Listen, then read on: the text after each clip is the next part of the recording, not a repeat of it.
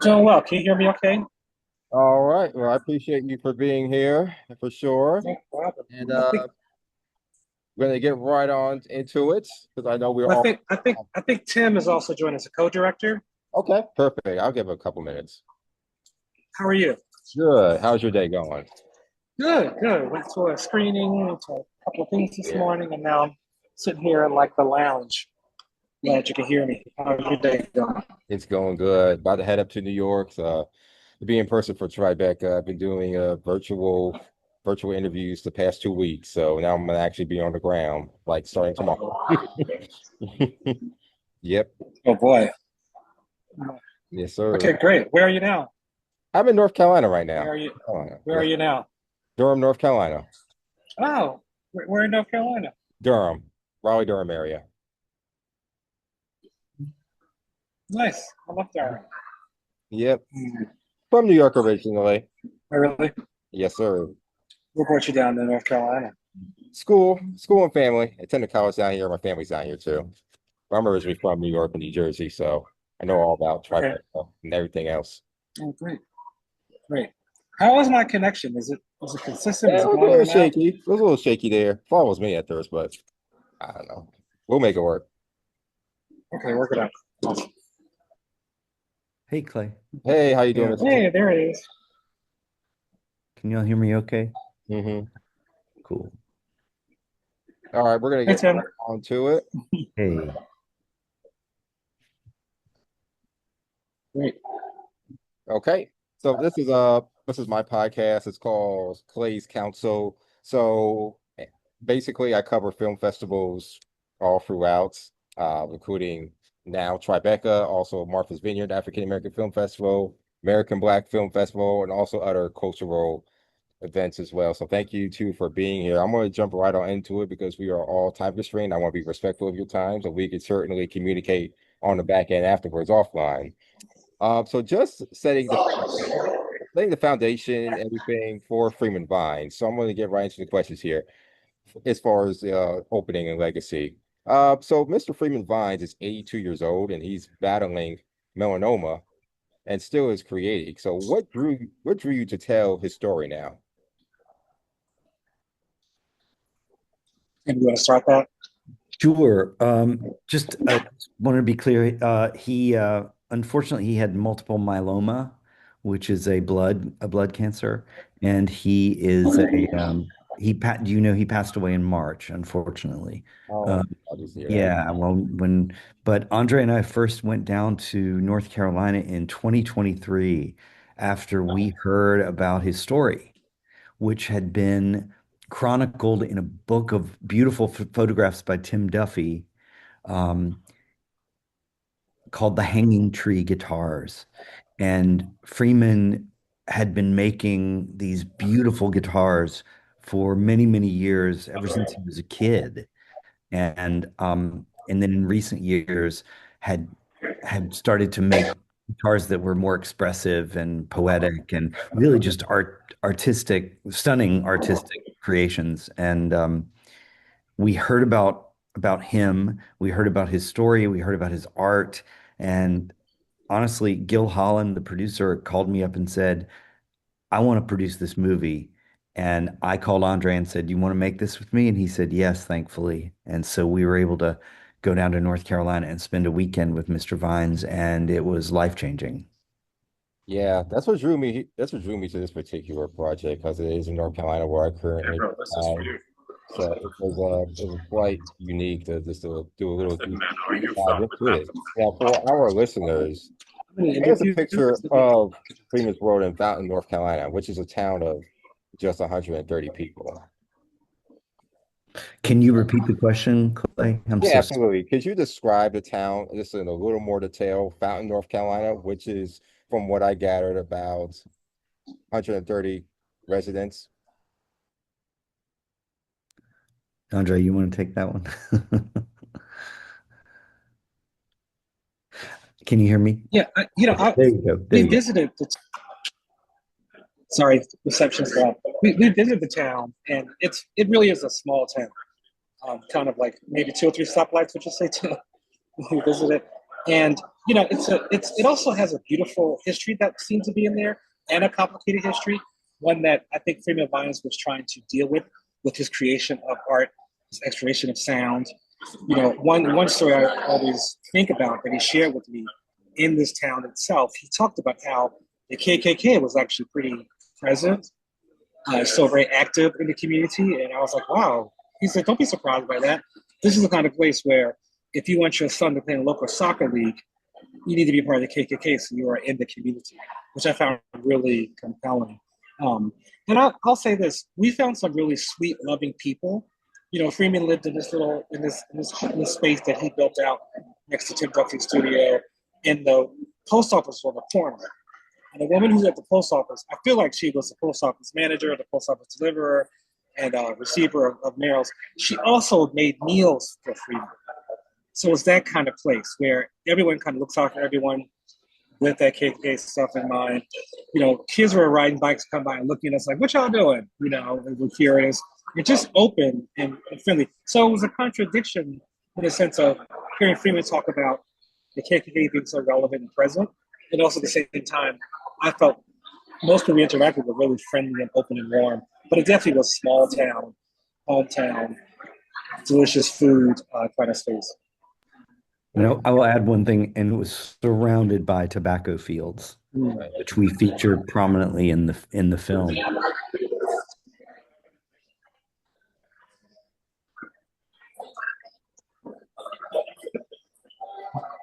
Yeah. So my next question was, this is a co-directed film. So Tim and Andre, how did you two meet initially, and how did your collaboration shape the storytelling approach? That's pretty funny. So I'll take how we met initially, which is kind of wild. We both were at Miramax many, many years ago in the marketing department.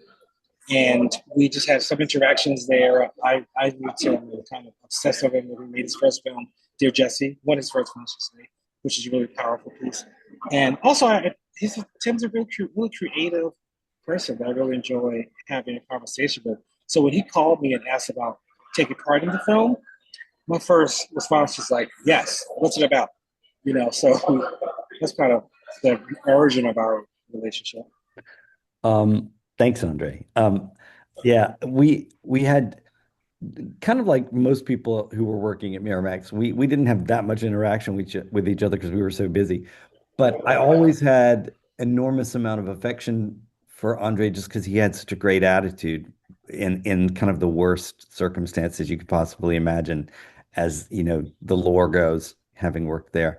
But one of the things that drew us back together is we're both members of this writers group. And so we reconnected a few years ago. And also, I'm from rural North Carolina. This is a world that I grew up in. I know it very, very well. The world of Freeman Vines. I grew up in a slightly bigger town, slightly. Like it had like 1,100 people, not 300, but yeah. And we had one stoplight though.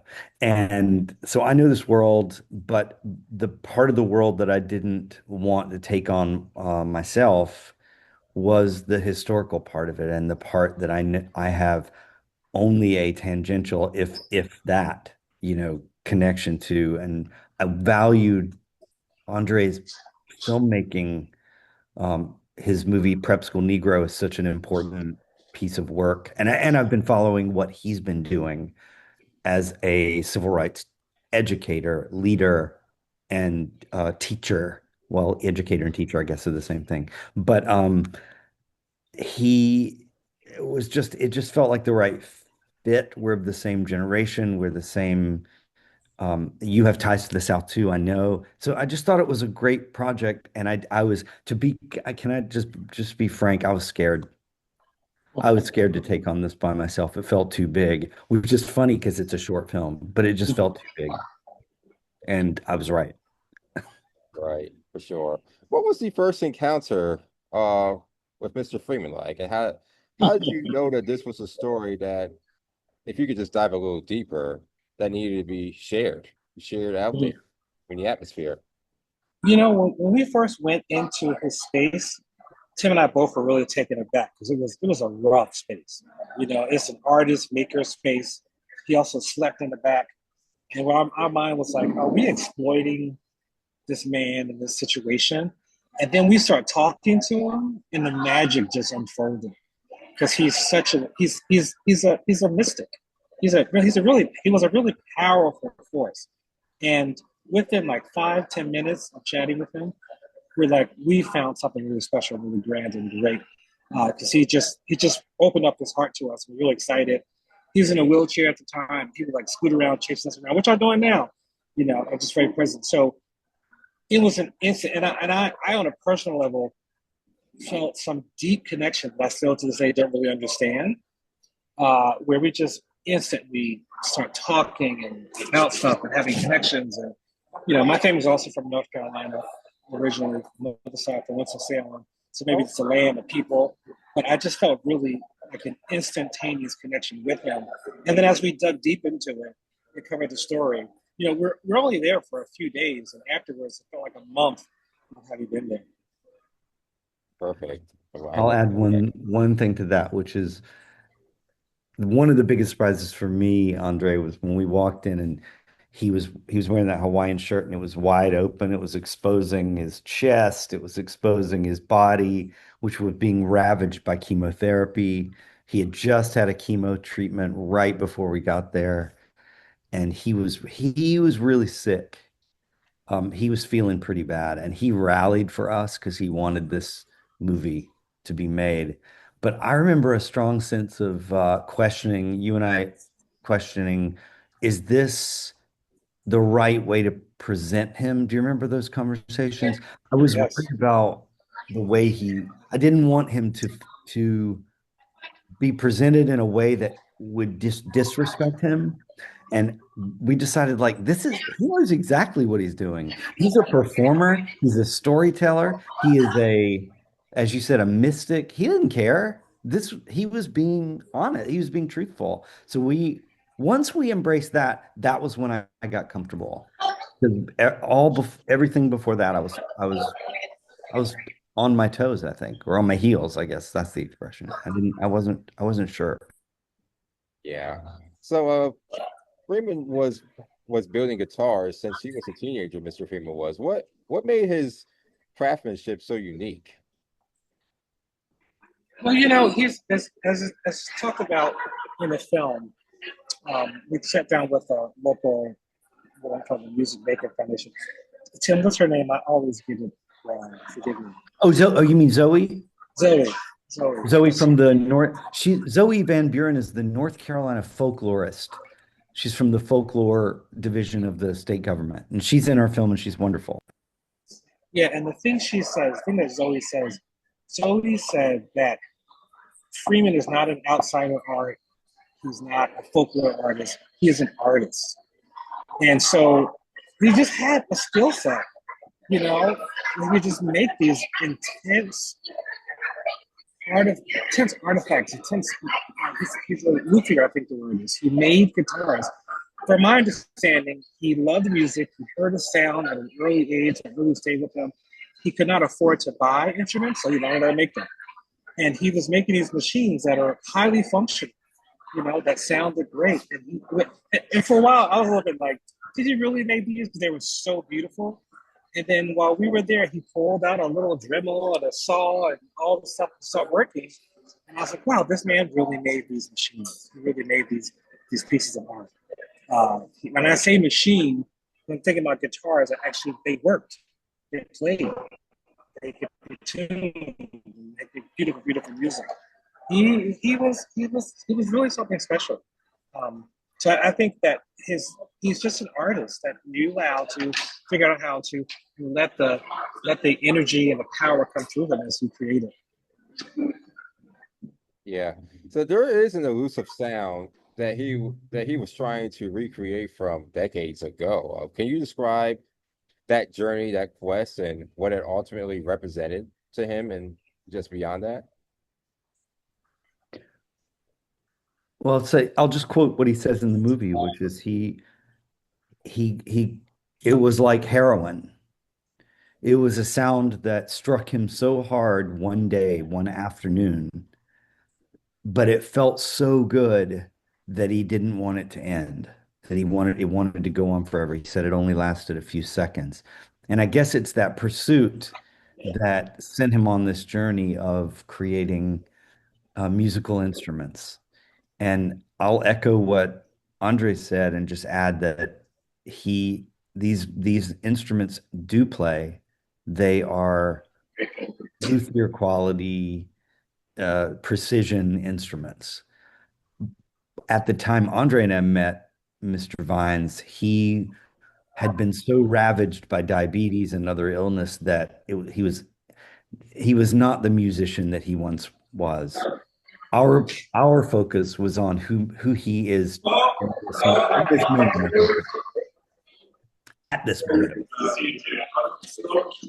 And so I guess, hold on one second. I don't know if Andre, you can say something. I hear you okay. Is that okay? You hear me okay? Okay, Yeah, good. everybody good. Sorry, I thought it was me. I thought it was us. So anyway, what I was saying is like the pursuit of the sound for us, what transcended music. Like we realized like this pursuit is sort of like what any of us do when we're obsessed with something.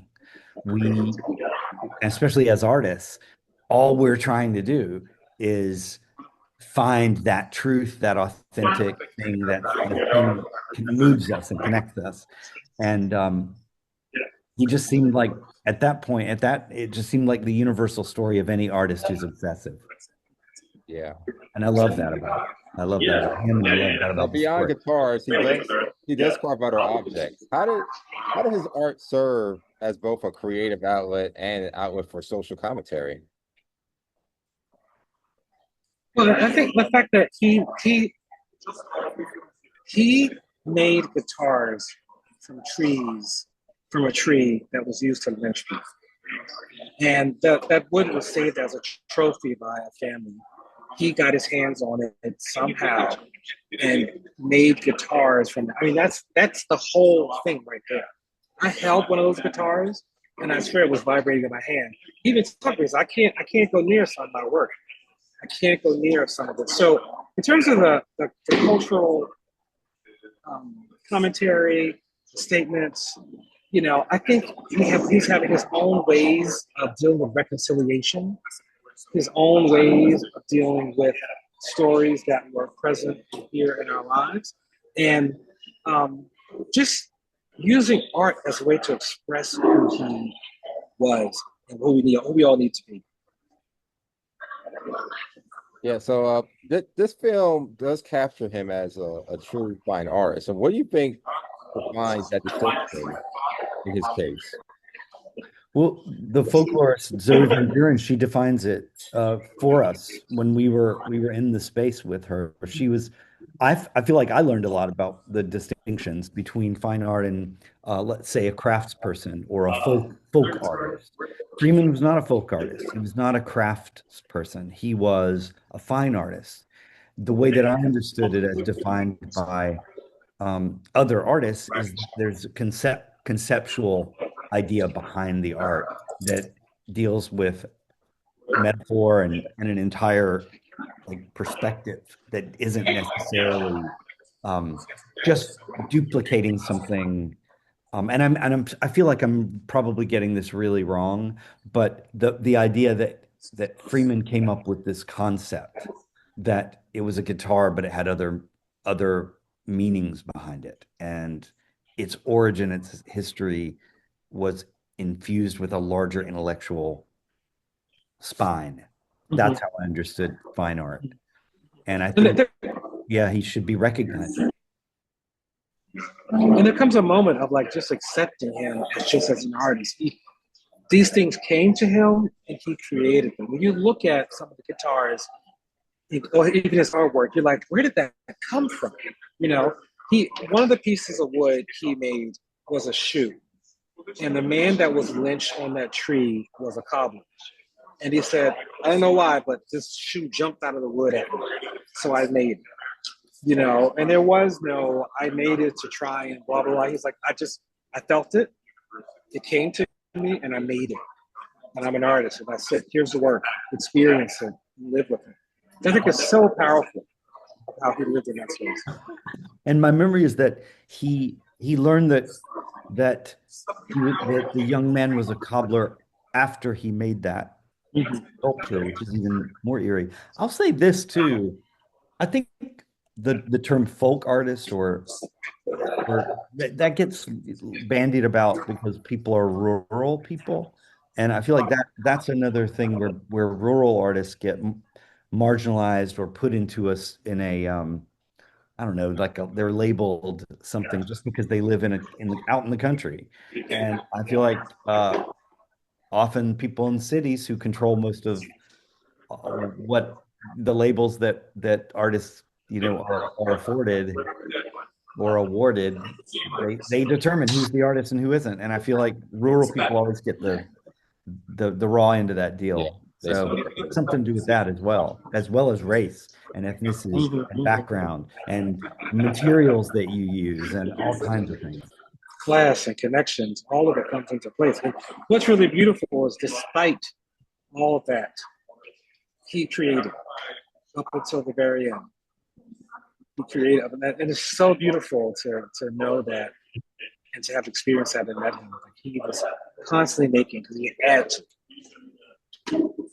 Yeah. So how you think the obviously the physical battle with the ailments, how you think that impacted his creative process?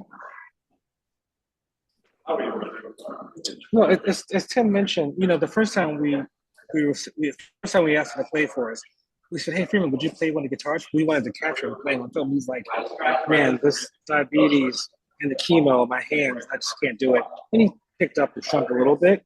So that's what I witnessed in terms of his physical health and his physical reaction to the chemo, to the diabetes, to the issues and problems related to health.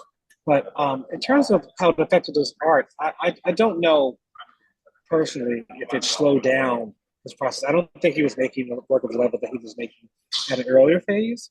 But I think we saw him pull out some serious materials and get to work. Yeah, the most striking element was Mr. Freeman acquiring lumber from a tree used in Oliver Moore's lynching. Can you just walk us a little through how that came to be again, if you don't mind? Just sharing a little bit of that in a deeper dive. Sure. What we learned, some of it is in the movie and some of it is not in the film. What we learned is that a friend of Freeman said, "Hey, there's this barn that's being torn down. You ought to come get some of the wood so you can use it in your art." He goes down there to the barn where it's being torn down, and he said, "There's all this wood in here, but you might not want it because it was wood used from a tree that was used to lynch a young man named Oliver Moore." And the first question that I had was, how do y'all know this was wood from that tree? And what we learned later was that the family that had, I guess, owned the property where the tree existed at one time, after the lynching, had chopped down the tree and kept the wood as a trophy, unfortunately, which is, I guess, was customary. I don't know. It was shocking to me that, yeah. That's it. I'll just say that. That's enough right there to hear. But Reverend Alice Vines appears in the film. What role does family and faith play? What role did it play in Mr. Freeman's journey? Well, I have to let Andre answer that one because it's funny. You're the one who got her to sing. I know. So his sister, Alice, Reverend Alice Vines, his sister Reverend Alice Vines comes and wants to sit with him, and she's talking, and I remember the moment where she goes, "Well, I'm gonna pray for you." He said, "I don't need you to pray for me," And you could tell it was like a brother sister thing, of the brother being like, "Oh, here she comes again with her religion," and she was like, "Here's my stubborn brother that I'm gonna pray for anyhow." So that brother-sister camaraderie was really fun to witness. In terms of spirituality, I think he saw it on a different plane than someone like his sister did. His sister has a church, she's committed. But what she did that was so beautiful, I kind of jokingly said, will you sing a song for us? And she starts singing a song. And it's one of the most beautiful moments in the movie. And the song is God Will Take Care of You through everything, through everything. And she sings it, and he's sitting there kind of like taking it and receiving it. And it's a beautiful moment, but it's also at the same time a brother being like, here she goes again, you know? So I think, you know, his status as a mystic, his understanding of deeper levels in the world versus an institutionalized religion are a very interesting contrast when it comes to Freeman Vines and the religious work. For sure. Also, Alice Vines, Reverend Vines, she and her sisters have a gospel group and she was just awarded the 2025 Heritage Award from the North Carolina Arts Council, which is I guess a really great award for her and for the group. And yeah, she's that was an unexpected, wonderful moment that we got to have there. Yeah, that's wonderful. That's a big honor from someone who's involved civically in this state. Yeah, it's a real big honor there for sure. Where are you, Clay? What city? Yeah, so I'm in Durham, North Carolina. You're in Durham. I love Durham. I went to NC State. Oh, okay, cool, wonderful. Small world. But yeah, at 14 minutes, how do you distill such a complex story into this time frame? I mean, obviously, there's a lot to condense what you want to show. Obviously, highlight the best parts too, in a very way. Yeah, I think what worked for us in telling the story is that we weren't a logical project. We were trying to capture a poetic moment and spend a little bit of time with someone that is very powerful. So what happened was we listened to him, we let him talk, we just followed him around with the camera and experienced moments with him. And there's also some great moments. Tim found this really beautiful purple wood that he brought to Freeman, and it was like a little kid who was so excited, like, oh my gosh, like, where'd you get this? I'm looking for this. Like, and I was like, wow, this man is really, really serious about this experience he has. So I think our story came through our story revealed itself the way it did, because we went there with an open heart, curious mind, and honestly love for someone we met so quickly. Yeah.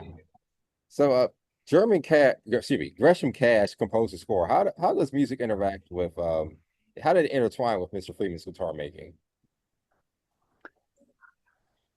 I have to give a big shout out to Ethan Payne, who was our editor and cinematographer, and he was such an integral part of this process. I'd been a fan of his work for many years, and he understood, I think, on some deep level, the rhythm of the story that we were telling, and brought a beautiful sensitivity to that. And it was Ethan that introduced us to Gresham.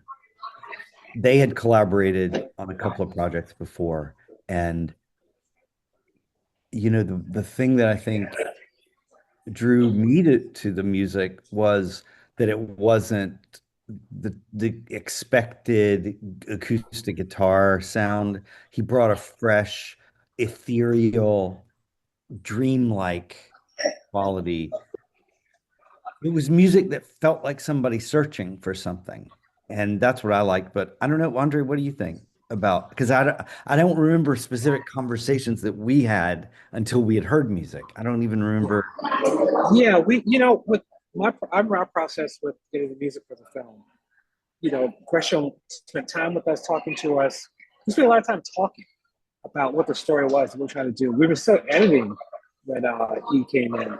And for the first time, like that opening sound you hear, that Gresham created, it was like, you know what? This may not be in Freeman's sound, but this is a sound. And this is really pulling you in to like, what does it mean to search for a sound? And the fact that that sound plays over the shot of the tobacco fields is really moving to me. So Gresham is an artist that's living in Paris right now. He's from the South, living in Paris right now, finishing a degree where he's really studying the modes of electronic music and what they mean. And I just find him someone that just really got the story and got us, because the four of us were in community and in conversation as we looked to find this movie. And Gresham jumped in at the right moment and brought us the music that I think really was like a nice additive, one of the ribbons on this beautiful box, this beautiful present, this beautiful package that we put together. And it wasn't literal. That was the word I was looking for. It was expressive. It was scored. It wasn't literal. It wasn't trying to like, here are guitars. Now here's what guitars sound like. And then we were not trying to duplicate this elusive sound. That's what it was. Yeah. That's wonderful. That makes sense. It does. What ethical considerations guided your approach to documenting this whole story? What was that? Repeat that? Absolutely. What ethical considerations guided your approach to documenting this whole journey? I think to amplify what Tim said earlier, that when we first got there, we thought we saw this guy with a cigar, shirt open. You can see the scars from the operations of treatment he had on his stomach, and shirt was wide open, in a wheelchair, moving around in a very interesting place, domicile, I'll say. And we were worried that, are we exploiting this man? But once again, as soon as he started talking, we spent time with him. We're like, no, this is magic happening in this space, and it's important, I think, to look beyond what can be a first impression just from looking and seeing. But once you start experiencing and being with him, I didn't feel any reason to hold back in terms of trying to tell the story, because it was a beautiful story to share out to the world. Yeah. How do you balance being observers versus participants in Mr. Freeman's creative process? I think when you're a documentary filmmaker, you're always wondering, how is your involvement affecting the subjects, people, the characters, whatever you decide to call it, the subject of your focus. Yeah. Of your work. And I'm trying to remember the documentary filmmaker who came up with this. It's not Maisels. It's earlier than Maisels. I don't know. Is it Fred Wiseman? Maybe Wiseman, but no, the idea of your presence being affecting no matter what, there is no such thing as some objectivity. Because that was absolutely top of mind, when we were doing this. And one of the things I remember most clearly is that Freeman's dialect was so thick. It is so specifically Eastern North Carolina, rural. He would, and not only that, the way his mind worked would go in this serpentine way. Like there was no straight line. And so I think it was Ethan who made the first call to say, like, we need to put a couple of your questions in because there's no way for us to understand exactly what he was answering. And I really appreciated that. And I don't know about you, Andre, but I don't remember us ever thinking that we would be in it at all. No, not at all. I feel like it was just going to be like our initial approach was not. Yeah. There was no plan. There was 2 lines with each half. Yeah. It seemed really important to bring the story forward. Yeah. What has documenting Mr. Freeman's story taught you about the relationship between art and survival? Well, this film sits at the intersection of art, disability, and Black diaspora stories. But how do you see it speaking to the current cultural moments, because the story teaches us about resilience and creative responses to systemic racism. I know I kind of threw a three-part question there, but if you could just summarize that in from your own experiences. Mhm, mhm. I really appreciate that question. And I think, as I think about it, Freeman lives in a community where he knows the KKK function. He said it. You know, this place is some dangerous people out there. So one way to talk about this has something that happened to us from the filmmaking. The day that I interviewed his sister, Alice, Reverend Alice Hines, Tim and Ethan, and our sound person, went out to film the location where the lynching happened. And I remember saying, like, I don't want to go out there. I don't want to go to that spot. And Freeman was like, I don't go out there. I ain't going either. And I was like, okay, perfect. So I'm not just being like chicken. I'm really responding to something. So I think what Freeman was doing, and thinking about our cultural landscape right now in a very polarized society, the questions around, can we talk about systemic racism, DI anymore? I think what Freeman Vines serves us is like the real example of, you can pass all the legislation and the laws you want, but the art and the people are still here, and we ain't going nowhere. And we will keep creating, we will keep fighting, we will keep demanding that we are recognized and seen. And these people who don't want us to talk about our complicated and beautiful history, we won't let them win.